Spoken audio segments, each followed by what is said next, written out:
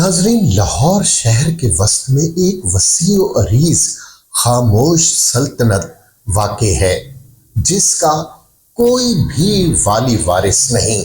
جی ہاں، میں بات کر رہا ہوں پاکستان بلکہ اس خطے کے سب سے بڑے قبرستان میانی صاحب کی، جو لاہور کے علاقے چوبرجی سے مزنگ کے درمیان واقع ہے۔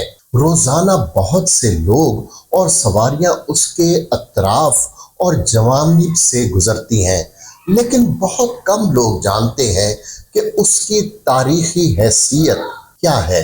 پاکستان کے شہر لاہور کے سب سے وسیع قبرستان کو اگر قبروں کا سب سے بڑا عجائب گھر کہیں تو غلط نہ ہوگا، کیونکہ اس کی ہر ایک قبر اور اس کا کتبہ ایک نئی کہانی سناتے ہیں۔